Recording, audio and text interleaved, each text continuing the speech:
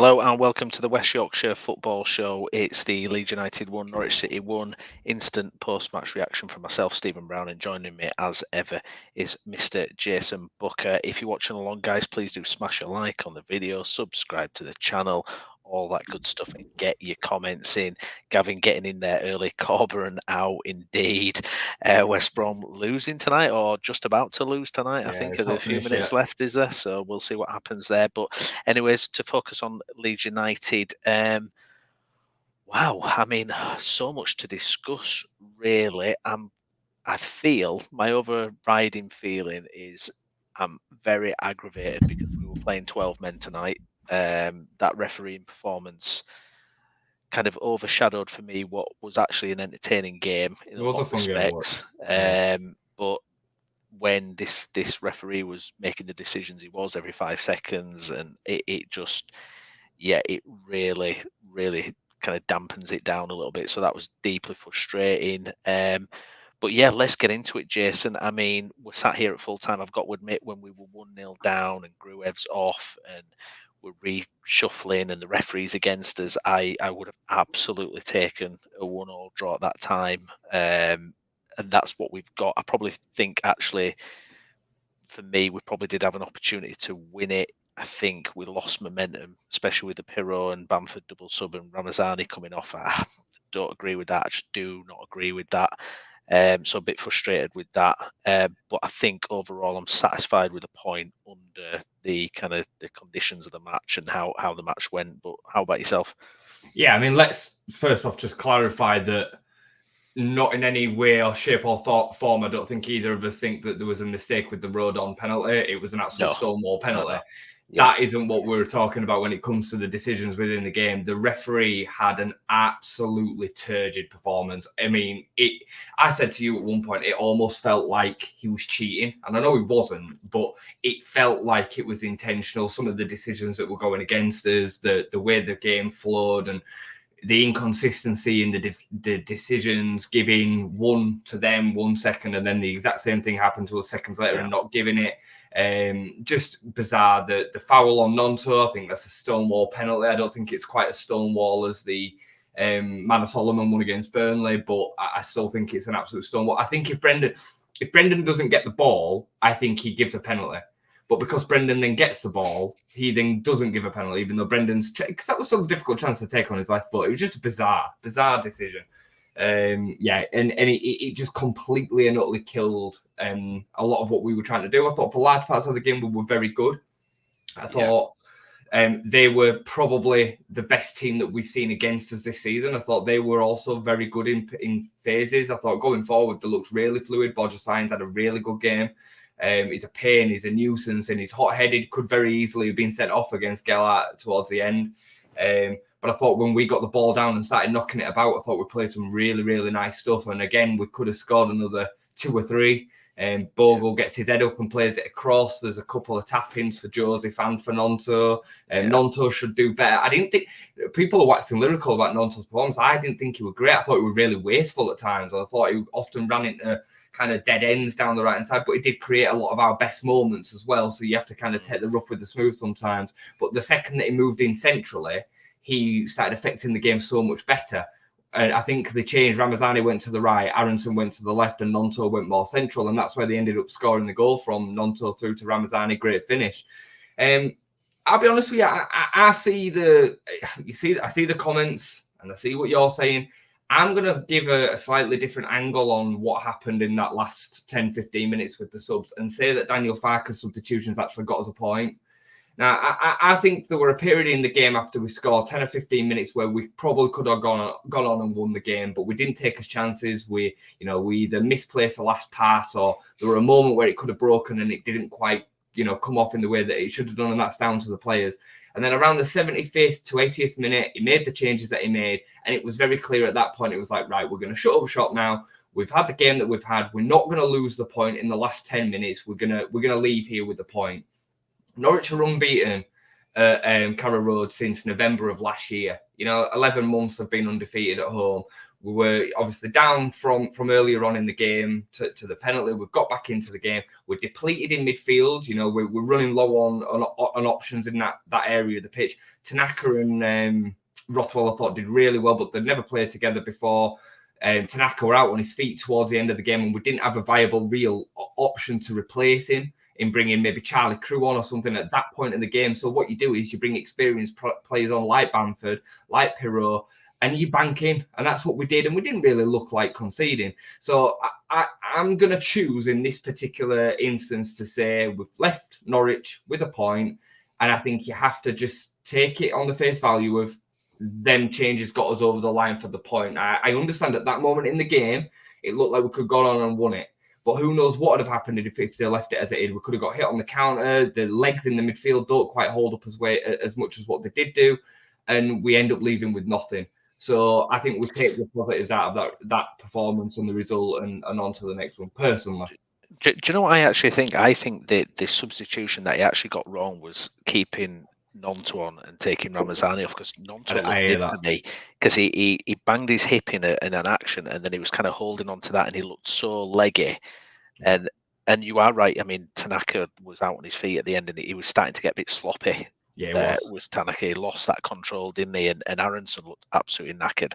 I just thought Ramazani. I just thought taking Ramazani off was just. No, I mean, for me, he didn't look tired. He just scored a goal. He's got all the momentum. I just felt that it's particular quality, sub. And I totally get what you're saying about, look, from the game state and where we were early in the game, it's a good point. And look, you shut up shop and everything like that. I totally get that. I just feel if we'd have still had Ramazani's legs on, and if we'd have still had his pace, I think we'd have had more of a threat in that last 10, 15 minutes, rather than it kind of just bubbling out. It also points. It points as well. I mean, that would have been a perfect. If you have Dan James on the bench, you bring Dan James on or something. But and one of the kind of things tonight that's come out of it is injury hit squad and how kind of depleted we look in some areas, and some of the players looked absolutely dead on the feet at the end, and we got to go again in 3 days away to Sunderland. I mean, that's rough, isn't it? Sunderland, like both teams are playing the same games on the same days. Sunderland have played tonight as well. So, but I mean, the squad is a bit more depleted now with obviously Gruev coming out. It's going to be a stretch for some of this squad, but you can't sign an infinite amount of players. Like the facts are is that recruitment can't, have first team quality players just waiting in the wings at championship level should 6 injuries all occur at once. It's just not viable. So. That's sometimes the way that it goes. I think they've got 2 home games, by the way, and the Sunderland played at home tonight, and then home on Friday as well. And then we've got 2 away, as far as the ways you could really get, with the exception of probably Plymouth. I mean, I'm seeing Bamford slander in the comments. Just again, I think it's just pure agenda. Gav, I know it's you, and you might think I'm picking on you, but I thought Joseph didn't have a great game again tonight. But Bamford comes on and just gets absolute hammer because it's Bamford. I thought he were fine. There were a moment where him and Gellert kind of mucked it up in the midfield, but I thought it was much Gellert's fault as it was Pat's. And apart from that, I thought at least Pat got about the pitch a little bit, whereas Pirot just kind of sauntered about in the way that Pirot does. And I love what he does well, but again, in that moment, that substitution probably made less sense because you then you're losing a body, quickly straight away into... We're playing with 10 men with Patrick Bamford. Well, we're actually probably less effective with Pirot at that moment in the game, in that we're wanting to kind of close the game out. When I saw Pirot jogging into the number 10 and Bamford going ahead, I just thought, bizarre. We're going to have so little kind of no pace or anything up top now. It's done, kind of thing. I mean, it did feel a bit like, whoa, Pirot and Bamford coming on. I mean, what I would say about Joseph is it's a bit of an odd one for me at the minute, because I don't think he played badly tonight. I don't think he did anything wrong tonight, but it felt like there was no impact. It felt almost like what we said about Pirot so many times. It feels like almost in this system, there's no role for a striker in possession. It's like, what is their out of possession game like? Right, that's important. Running the channels, blah, blah, blah, pressing and all that, but they get nothing kind of in possession. And again, I mean, has Joseph had a chance tonight? Has he been able to affect the game at all? I mean, it's when you watch on TV, obviously you don't get to see the kind of off-ball runs that he's making, and when we've got it in defence, you don't get to see that side of it. So there's something to be said there. But it's a bit of a conundrum. But again, when you've got so many effective forwards, you look at Ramazani tonight, you look at Aronson, who I thought was good. You look at Nonto, who I agree with you 100%. I thought he was very wasteful, very kind of overplaying it sometimes, but also very creative, did a lot as well, so it's kind of that balance you take. But in terms of the striking thing, I mean, it's almost like it doesn't seem to matter who's there. It's just, it's, and I get what you're saying about Bamford, because at least you kind of saw him at least, and he kind of like, it looks like he's putting himself about a bit. I think he's miles off it, but it's he is. But at the moment, his experienced legs in which we've got, like at that stage in the game, we needed a little bit. We needed energy, and the facts is that some people would be like, "Well, just put Charlie Crew on in over Tanaka." Well, no, you can't do that. You can't just throw 18-year-old Charlie Crew into that moment and expect him to be ready to play that level of championship football against a Kenny McLean. He did absolutely taken us apart. So then you have to kind of put the legs somewhere else in the pitch to just give you that little bit of energy. So I get it. It makes it's bigger than just this player is better than this player, so this player should play. It's not quite as simple as that. Gav, I know you're saying about Pirro, it won't play him at 9. That's just not true. He's played him at 9 several times this season, where he's directly swapped him for Joseph. He did it at the weekend, literally the last game. Pirro came on at 9 over Joseph. So I don't know. I don't know. I sometimes I just don't know what we're seeing, and I don't know what at that moment you expect the manager to do. Like, he needed to make a change in the midfield really to give us a bit more legs. But you look to the bench, you've had Ampadu obviously not make today's games, out for 10 weeks, and you've had Gruev go off after 20 minutes. The likelihood is that Rothwell would have probably come on with 20 minutes to go for Tanaka, but he's not been able to do that because of the way that the game went. So yeah. I think, again, outside of a daft, it's a bit like the Manor Solomon slip. Tonight, we concede a penalty, and with the exception of that, Melior's had very little to do. I know. It's deeply frustrating. I mean, let's take it back. I mean, starting lineup, obviously, we knew Ampadu was going to be out for the foreseeable. In came Tanaka. And, yeah, it's kind of...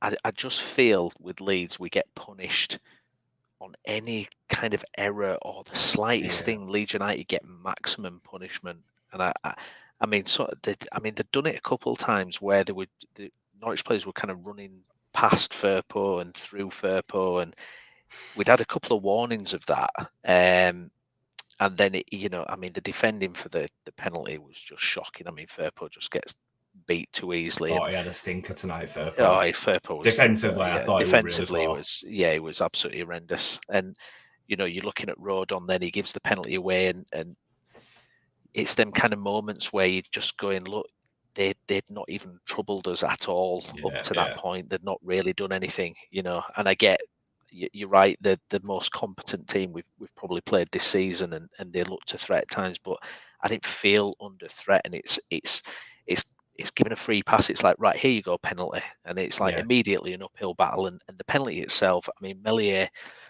how does Sargent take a penalty down the middle?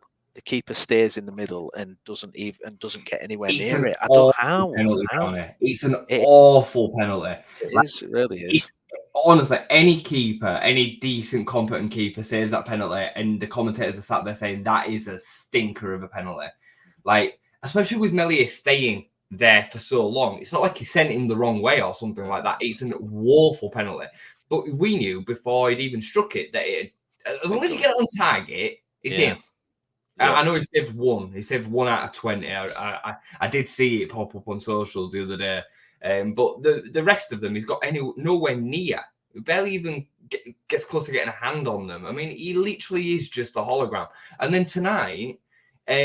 usually what kind of gets him out of jail is his distribution, and his distribution tonight was absolutely shocking.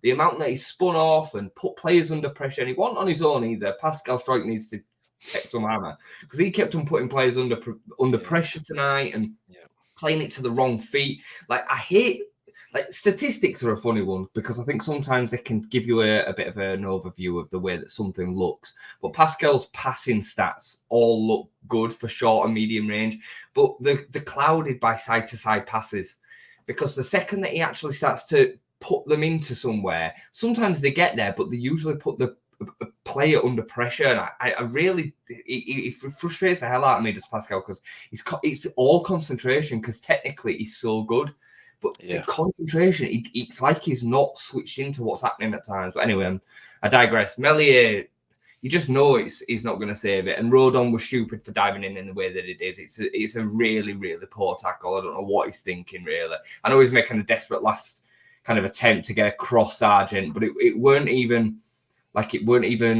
difficult to see that he was going to check back inside, I didn't think. So, yeah, just poor all round. Yeah, no, I agree. And with Rodon, I've said it before, I mean, I think he's had, I'm not saying it was a bad game overall, but I think he's had more bad moments in 7 or 8 games at the start of the season than cumulatively the whole of last season. I mean, he was Mr. Consistent. He was Mr. Rock last season. I feel this season it's a different Joe Rodon. I really do. Meslier, you're absolutely right. The distribution. There was one where he had all the time in the world and he spooned this ball right up into the danger area, and Norwich picked it up, and that happened loads of times, absolutely loads of times. And Struijk, I agree with Struijk. It was, I mean, the amount of times where he'd play a ball short, and there was one move in particular where he just killed the momentum. We were in a really good position. We were in like the final third. We had all our players in their half. It was the easiest pass of the bunch. He just completely screwed it up. And it's just, what is going on? What is going on? And I look at Struijk and Meslier, and it's, they've kind of gotten away with it, especially Struijk a little bit with everything that happened Premier League wise and all that kind of thing. But yeah, it's just too many moments like that. And when you shoot yourself in the foot like this, and you're 1-0 down at Carrow Road against Norwich City, who've got this phenomenal home record, you're really putting yourself up against it. However, I think you're absolutely right. I think we played really well. I thought we were creative. I felt, Nonto, Ramazani, Aronson, I thought that, caused some real threat. We looked very threatening. Again, it's like I said at the weekend, we don't create half chances. So it's not like we're taking pot shots from here, there and everywhere, or whipping balls in. I mean, we've got to get to set pieces, but, we're not a team that's whipping balls in and everything like that. We're creating like clear cut chances, or trying to create the best opportunity to score. So I didn't think it was a bad performance or anything like that. You're just giving yourself a monumental task, aren't you, when you go 1-0 down like that? And it's so frustrating because how many, we just get punished for everything. We really do. We do, and we, like I say, for the large parts, we were good tonight. Like we were still playing. I'd have liked to have seen us have a little bit more control. I thought we were a little bit too open, but I kind of put that down to the fact that we'd gone from Gruev and Ampadu to Tanaka and Rothwell real quick. So that kind of level of control was always going to be a little bit more difficult. Tanaka is going to struggle to have his full impact on a game this early on in playing in that role in that midfield. So I've got no problem with the fact that we lost a little bit of control. Kenny McLean's one of the best kind of deep lying playmaking centre midfielders in the division. He's very experienced. He's a bit of a stalwart. I really like him. I completely understood why we were potentially in for him last summer. He's just one of them real nice kind of all-round midfield players. So yeah, I thought they applied themselves really well. And when we did start popping the ball around nicely, I thought Bogle got in behind again nicely. Down that right-hand side, we were causing them all sorts of problems. I just wanted to see Nonto clean up the kind of final pass a little bit more and be a little bit less wasteful. But a lot of his good moves were coming through him. A lot of his good football were coming through him. So, yeah, it's a frustrating one. But I think overall, mate, I think we've got to be happier with that than they would be. Norwich are going to want to be in and around that top 6, maybe even an outside chance of a top 2 battle. And we've left there today with only, again, conceding 1 goal from a penalty.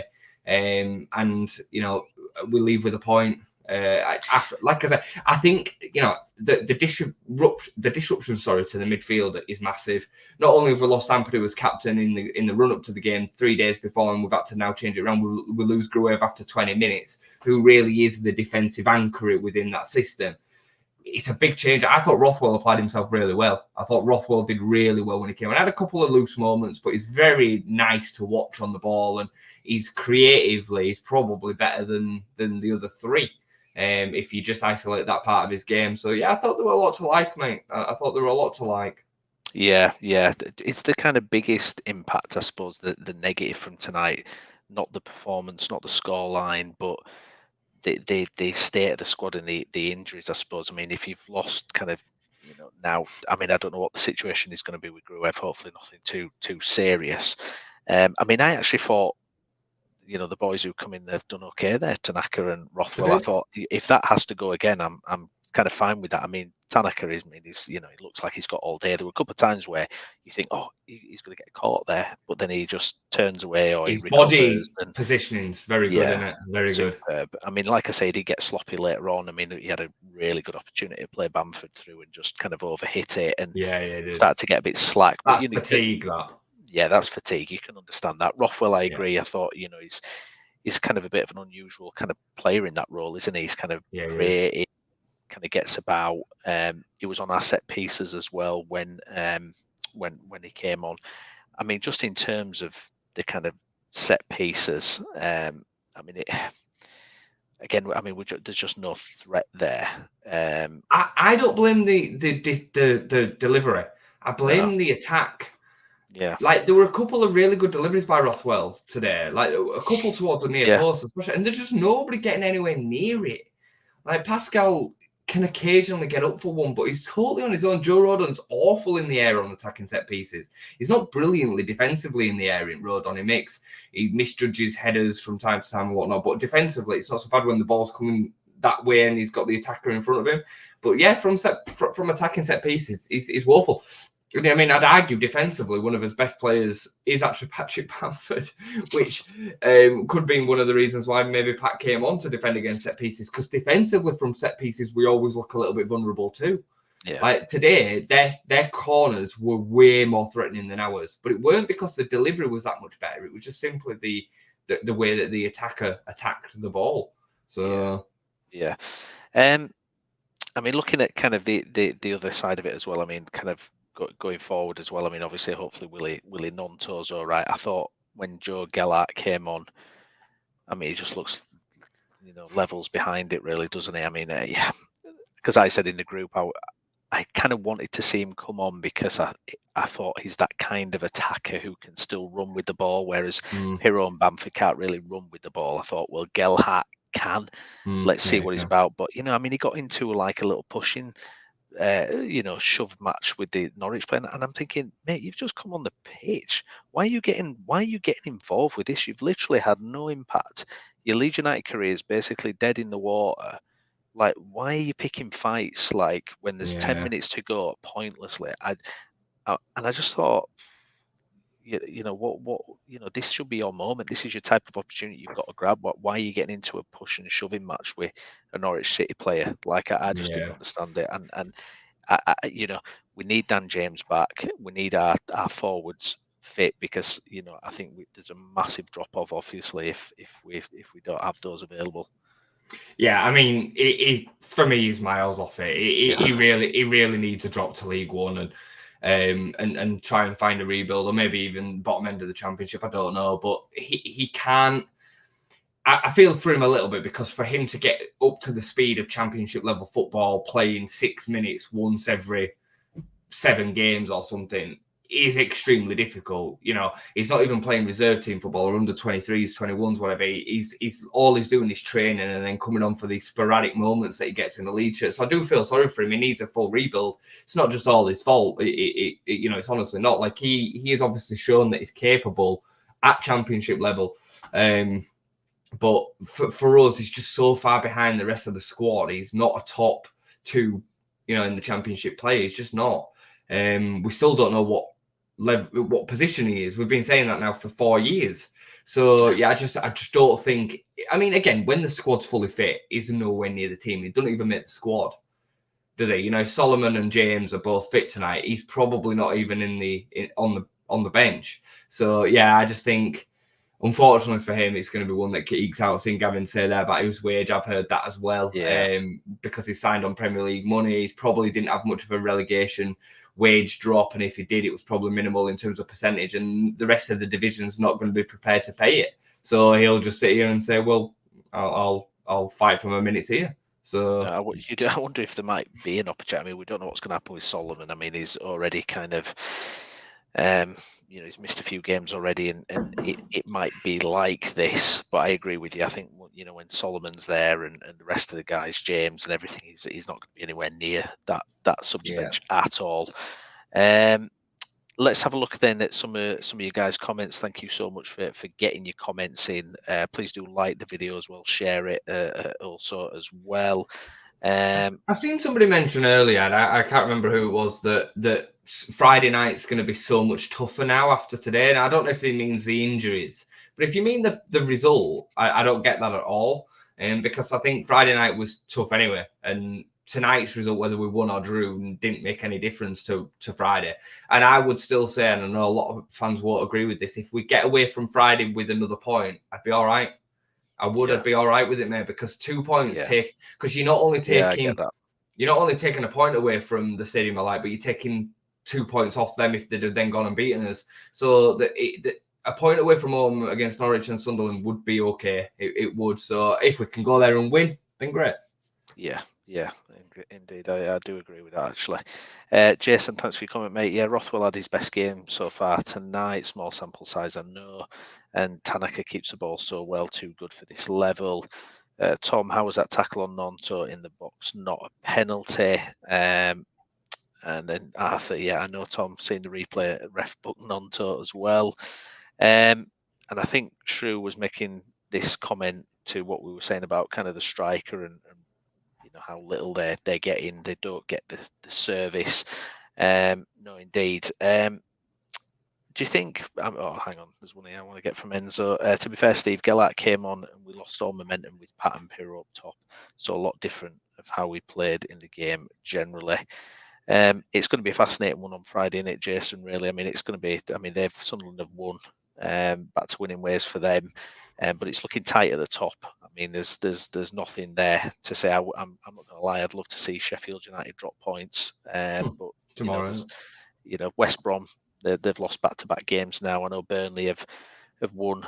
They've sneaked a 1-0 win tonight, but we're sat there in fourth. We're sat there in fourth, aren't we? And I'm fine with that. I'm absolutely fine that we've gone and got the point. And I think I do agree with you. I think if we get another point on Friday, it's like, look, come on, 2 away trips, 3 days apart. We just had the game at the weekend as well. Like you said, nearly the furthest trips away you can do. With a depleted squad. With centre midfield, a real issue. I don't think it'd be bad at all. I mean, I'm willing to bet that any of the other top teams that were going for promotion this season would snap your hands off with a point away at Sunderland and a point away at Norwich. They absolutely would. So you're not going to see me. I mean, we're talking as if we've got a point on Friday. We could go there and lose, and that would be, a bit of a stinker. But at the same time, you're not going to see me have a meltdown about it because, we're going to lose games. Is that right, Gavin? Was it a penalty, Burnley? Yeah, Josh Browney. Typical, absolutely typical. Yeah, well, that's it, isn't it? Yeah, we can't have a meltdown about it. It's just we go again, don't we? But yeah, it's going to be fascinating. I mean, in terms of the kind of injuries, then, I mean, have we probably had more injuries at this point, or are you more concerned about kind of the injury side of it than at any point last season? Because I can't remember any kind of period last season where we were like, oh god, the injuries. We always seem to have Somerville, Nonto, Rutter. Well, not Nonto necessarily, but we certainly had always had Rutter and Somerville available all the time, didn't we? I had a bit back and forth. I think. Yeah, well, I had a bit back and forth with somebody about this the other day because people were like, "Oh, his medical department's shit. It's the worst ever. All these injuries." And last season, we literally had Pascal out from December to the end of the year, and that was it. The rest of the team was fit for the large part of the season. There was a bit of swap between Nonto and James after the international break. Them two had impact injuries. But you're playing a contact sport, you're going to have injuries. We had pretty much the same team all season. Archie Gray played every game. Firpo played every game. the Ampadu and Rodon played every game. I mean, Ampadu literally did play every single minute of every single game. You had Kamara, who played every single game. Bamford were fit for most of the year. People want to pretend that he was injured at the beginning of last season. He weren't. He just couldn't get in. Pirro played all season. Somerville played all season. Rutter played all season. So, yeah, I just it's a myth. It's a pure myth. Yeah. And this season, we've had a few impact injuries all come together. Solomon's obviously got a background of injuries. So I don't think you can really count that one. You know, Ampadu, people were saying the other day, what are the medical team doing? Well, you did watch the game and see when Ampadu had that injury, right? Like, what are the medical team supposed to do about that? It's not muscle tear. It's not overworking. It was an impact injury from a challenge. Like, it just makes no sense. Now, look, is it a problem? Yeah, of course it is. But all teams have to deal with injuries from time to time. And if you get through a season without them, like we did last season, you're very, very lucky. So, I don't think we can kind of allow Daniel Farke to have that as an excuse. It can be a reason why there's moments within games where we're maybe not as good as what we should be, but we're still pretty strong. You know, most teams would still kill for that team that rolled out today. It'd just be nice to be able to have a little bit more rotation. You know, Firpo, as an example, played a lot of football, a lot of stress on him. I'd like to have seen Schmidt being available on that side. You know, the midfield, we struggled all last season with having no options, and unfortunately now we've got no options again. Not because we haven't got the players, because of the injuries now. So yeah, it's a bit of a tough one, but I still have confidence that this team can do what they should be doing. You know. Yeah, absolutely. We've got a bit of an update from Farke on Gruev. So he's been chatting with Adam Pope. Farke says it doesn't look good. We'll know more tomorrow, but he was pleased with how Tanaka and Rothwell stepped up, felt missed chances, and Nonto had a strong penalty shout denied. Saw Leeds miss out on a win, but he's very pleased with the point. The injury looked very similar to Ampadu's. It looked very similar. It was even like pointing towards the same area, like the outside of the knee. I mean, look, it happens. It just happens. We're just unlucky it's happening in the same area of the pitch. But it is what it is, isn't it? Like, look, what do? You might roll out on Friday, and first tackle of the day, somebody wipes Tanaka out and he breaks his leg. Like, that's contact sport. And then we're down to Charlie. Well, what do you do about it? You got to get on with it, haven't you? So it's like it's a real tricky one. The quality is still there, isn't it? I mean, to be able to bring Tanaka and Rothwell on, it's not bad, is it? Really? Look, and you know, they did pretty well from what I saw. 100%. And if we have a situation on Friday where one of them gets injured, and then you go in and looking at Charlie Crew, or Pascal gets injured and you're having to put DeBayo in there, then that's a different conversation. It's a completely different conversation, because then you are depleting the ability of the person that's coming into the starting 11. I've just seen Paul's comment there. I just think this is absolute moronic. I'm sorry, Paul. Like, I don't mean that with any offense, but I see people say this all the time. What do you want? So at the start of this season, we had a fully fit squad, and we had an Austrian international sat on the bench waiting for an opportunity at centre-back. You cannot sign another first team quality centre-back to also sit on the bench, just in case two of them get injured. You cannot do that. You have Verba as third choice centre-back. You then have Ampadu as fourth choice centre-back, and you have DeBayo as fifth choice centre-back. You cannot, as a recruitment team and as somebody that's trying to get the best quality on the pitch, i.e. wages for these players to play for Leeds United, you cannot just sign another player to sit as fifth choice. You just can't. It makes no sense. It's such a silly attitude. We're not Manchester City. Take anybody, any team in this division would struggle with 6 injuries out to then have first team quality to replace them. Can't do anything about that. Michael, thanks for your comment, mate. Need to drop Joseph and Tanaka, different gravy. I mean, I don't feel like we've probably put the spotlight on him enough, but Ramazani, what a finish, what a threat this guy looks. Obviously a different type of player to like a Somerville, you know, maybe a few looser touches here and there, but I mean, just such a threat, isn't he? I mean, that the goal and everything, it's just him all over, isn't it? And you know, it's so exciting to know that we've kind of got that profile of player in the squad. For me, I don't see how he can be left out really. Even I mean, I know it's difficult, if you talk about Solomon coming back and everything, but I just think I think he's absolute class, is Ramazani. I think he's, he just looks the man already, really. You know who he reminds me of? Max Gradle. Yeah. That's he who does. it reminds me of. The way that he kind of is so direct in his running, and his temperament's even a little similar to Yeah, him. he is, Little hot-headed, and he'll get a red card at some point. Yeah, well, he's got a bit of a disciplinary background, hasn't he? He's been sent off a few times. Yeah. So yeah, he's an interesting one, but I like him defensively. He works his socks off. Like he's a bit of a live wire. I like him a lot. He's got a bit of a small man syndrome, hasn't he? Yeah. just barging into people all the time. I like him a lot. I mean, technically, he's so good. I said to you before he scored when we were just messaging in the group, he's going to be he's the man to look through today. He's the game changer, and then he pops up with the goal. As was Nonto. Like I know I've been a bit critical of Nonto, but it's more I just like to see his quality in being a bit more consistent with what he does. Sometimes it's just wasteful, but yeah, once Nonto came inside, them two started linking up nicely, and I thought Brendan was very nice again. But yeah, Ramazani specifically, just excellent, mate. He's fun to watch. Real dynamic, looks to switch plays, quick. Gets in behind, comfortable on both feet. He seems very good in front of goal. Obviously the goal that he scored last week, he had one that he missed not long after that on his left foot as well. And then he had, again, it were on his left foot today, and he's right-footed, but he looks very comfortable on that left side. So yeah, very, very good player, mate. I like him a lot. Yeah. Some more comments from Farker dealing with the Nonto and Ramazani substitute. So he says it was a difficult decision. 3 games in 6 days, and Largy is making his first steps. Plan was for 60 minutes, but wanted to use him more after scored. Nonto, you could feel at 75 minutes, was finding it difficult to defend.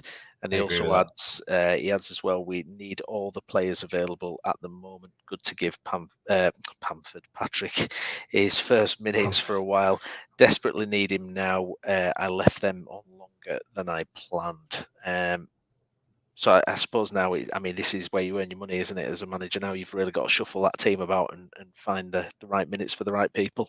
Oh, exactly, Brownie. Again, for everybody that's then screaming about them decisions, and Brownie, you were open to say that you didn't agree with taking Ramazani off. I get it, but imagine that extra 20 minutes pushes Ramazani over the edge, where then he's just got nothing left in the tank for Friday. You wouldn't have had that then, would you? And you have to trust the manager that he's managing his squad, but he's the one that knows them and sees them in training, and so like. The fact is the manager will always want to win the game, and he will do what he sees as best for his team to take the maximum points available for us at the time. And look, I'm just saying, I get it. Whether we'd have done this or that or t'other, like I probably wouldn't have brought Pirro on. If you want mine kind of take, I understand bringing Bamford on. I thought Bamford got across the pitch fine. I thought it gave us a bit of energy that we were missing. Considering the fact that we're not going to change one of the centre midfielders, it makes sense. And I'd have probably left Ramazani on. But again, like he's just said, I don't know the levels of fitness that they've got. So I want him ready for Friday. There's probably going to be no training, is there, between now and then? No, it's 2 days, 2 days rest. So yeah, it's just rest, isn't it? Recover and go again. Go again. As kind of Michael has said here about needing to drop Joseph, do you expect same team or kind of the team that, before Nonto and Ramazani got substituted? Do you expect it to be pretty much that kind of team going into it? Or do you think Joseph is going to come into that spotlight a little bit more now? I mean, it's a tricky one, isn't it? Because he likes Bamford, doesn't he? I think Farker, he does like Bamford, and we've got short memories. Bamford did come into the team last season and make a real difference after replacing Perrault. So possibly, what do you think? He did. I don't expect there'll be any changes unless there's injuries. Obviously, I think Gruev will probably end up missing Friday. If Daniel Farker's of the position that it doesn't look good today in 3 days' time, regardless of whether it's as bad as Ampadu's or not, it's unlikely he's gonna make it. So I would imagine it'll be Tanaka and Rothwell, which leaves us very bare in centre midfield for options. I wouldn't be surprised to maybe see Byram for Firpo, maybe. Given the amount of games and availability and maybe wanting to be a bit more defensively resolute up there, I could see that. would make a lot of sense to me. But apart from that, I think you'll see exactly the same side. And I think, to give Joseph some props, I don't like a lot of what he's doing at the moment, but he is young. I'm happy to get behind it being a project that we have to kind of go through these pain areas. I think there is some good bits that he does. I do think he's a strong, young runner, and he probably is still the best option out of the three right now, given that Pat's probably only capable of maybe doing 20, 25 minutes. But I just don't subscribe to this nonsense that, we're going to smash Bamford for what he did in his 20-minute cameo after then watching Joseph have probably a worse performance for the previous 70. I just don't get it. Like, it's just not fair, and it's not productive. You know what I mean? So, but yeah, I do think there is something in this system where the striker is used as a link-up player, because I think Pirro would be perfect if he could just do a little bit of what Bamford and Joseph do better. Because that's what Pukki used to do. The system isn't that too dissimilar to the way that he played for Norwich, but Pukki used to get on the end of so many chances and so many goals. And I do think Joseph's been a bit unfortunate too, because I think there were a couple of moments today where he could have got laid on a couple. Yeah, the player made the wrong decision. So it's not all him. But then when the moments have fallen to him and the players have given him them chances, he's fluffed them. So you can't have it both ways, But yeah, I would definitely be sticking with him, mate. I won't be bringing him out for Friday, in my opinion. No. Gavin here, we need a new striker in January for the run-in. We have the cash. Well, I mean, it's a long way to go, but I mean, it's there probably will be something a little bit money in the pot to go out and get something if we do need. Look, it could depend on who we need. Like right now we're in an injury situation. We've got a bit of an injury crisis starting. You were saying about that third choice centre back. If Ampadu maybe doesn't, recover as quickly as what we wanted, Verber's surgery doesn't go as well as what we want, we might need a third choice centre back. And then you're saying, well, scrap the idea of a striker, because the fact is we do have three. We do. So, I think you just got to balance it all finally, and you don't know the monetary situations behind the scenes that makes up the full story is what I'm trying to get to, Yeah, no, indeed. Evening, Ryan. Evening, also. I was just on another show. Got to give Joseph time. Yeah, indeed. Good stuff. Well, anything else you picked up from the game tonight, Jason? Anything else you want to get off your chest before we wrap up? No, I mean, like I said it yesterday in the round table. I said it to you the other day. 4 points from this week won't be disastrous. I'm still not really subscribing to the fact that 2 points would be that much of a disaster, considering where we're going, the circumstances around the season. I thought the performance on the whole was good. We gave up one real clear chance, which resulted in a penalty. Apart from that, we've not really looked like conceding, because if we did, Meslier would let it go through him anyway. So there's a lot to still be optimistic about going forward. I thought we looked really nice for most of the game. And I think we just have to be positive, mate. Norwich away, most teams will come away from there with nothing this season. Most teams will. So yeah, I'm overall fairly happy with taking a point and on to the next one. Yeah, I think we have to kind of get last year out of our heads in terms of what the top two teams are doing, and it has to be perfect all the time, and we did every game. Like last year, the last team that beat Norwich, as a commentator said, it was Leeds last year. We all remember it, coming from I think 2-0 behind, Somerville scoring the winner. We remember it. It's a different kind of situation now, isn't it? It's very different, and we've got to play it for what it is. And I think 8, Browney. Yeah. One loss in 8. Yeah. And that was a Manor Solomon slip against Burnley, who some would say are the best team in the league, who were recently relegated from the Premier League. So how unhappy can you be with the position that we're in? No, you can't. Before we do finish tonight, I thought it was absolutely hilarious that Luke Chambers went, Leeds are not creating anything looking like this. Look at the way that they're playing, and instantly within seconds, Nonto turned, played it in Ramazani, and he scored. The silence from the commentators was absolutely hilarious. Honestly, I was dying. Then he tried to blend it, didn't he? He tried to blend it after, going, "Oh, see, that is what I've been talking about." See, when you get it in behind, no. Yeah, it was hilarious. Yeah, it was. I mean, you can't have got sweeter than that. At the time, it was just beautiful, wasn't it? Absolutely beautiful. But yeah, the teams around us are going to continue to drop more points. West Brom have lost again tonight, back-to-back losses. Yeah, If any team is standing out in terms of performances, it's us. You know, Burnley are kind of squeaking over the line. Even they're dropping points as well. But, you know, tonight they got one over the line, a 1-0 win. I don't think that they will continue to just carry on picking up points with the performances that they're putting in. But I do think Leeds will. You know, I think the more and more this style kind of blends and we kind of carry on progressing, we know Daniel Farke gets stronger as the season goes. I think we'll look better and better and we'll win games more and more comfortably. Injuries could play a massive part. Like I said the other day, I didn't think Ampadu being out would be catastrophic. If Gruev is out and then Pascal is out, then Ampadu being out becomes a massive issue. That's different to everybody else being available. So, yeah, I feel like I have to kind of clarify that. But right now, we still have enough of the squad put together. Most of the injuries are not super long-term. Verba and Ampadu aside, the others should be back pretty quickly. So, yeah, I just think we have to keep us heads, see tonight as a good result, on to Friday. Fingers crossed we can get 3 points. Yeah, indeed. I'm just having a quick look at the stats from the Burnley game tonight as well. They had 3 shots on target, you know, against Plymouth at home. And they had less possession as well. So, yeah, interesting one. No, I agree with everything you said there, Jason. We will be back. Well, we won't be back Friday night, actually, will we? Leeds United will be back Friday night. We might try and do something over the weekend, I'm sure, to get a review in, certainly, probably Saturday. Yeah. But, yeah, we'll be back. Leeds United go again, another game in a couple of days. I love it, but I kind of, when we start getting injuries, I'm like, oh, I'm not sure about this. But hopefully we can strap the boys up and hopefully get some bodies back in there. And hopefully Gruev's not too bad. We'll wait to see, you know, what happens with Gruev. A couple of players look a little bit like, I know, like I said about Struijk, didn't I? Struijk doesn't look quite fit. You're like, that's what he always looks like.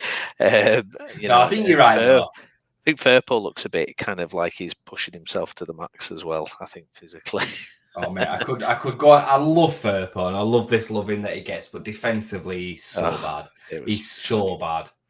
But the thing is, he's just very rarely tested like that defensively now. Yeah. So, but whenever he is, I think he looks like that. He's just defensively so bad. Like, if we ever do get up to the Premier League, if we do get up this season, he cannot be our starting left back. But that's a whole different ball game. We've got to get there, haven't we? But yeah, like Gavin said, it's going to be a slog. When was it going to be anything else? So, okay, good stuff. Well, if you've enjoyed the video, if you watched along, please do smash a like on the video. Subscribe to the channel. If you're watching on X, please do retweet it, comment, and follow the page as well. We'll be back over the weekend to give our thoughts on the Sunderland game. I've been Stephen Brown. With me has been Jason Booker. Jason, thank you very much, mate. Thank you, mate. Thank you all for watching, and we'll catch you again soon. Bye-bye.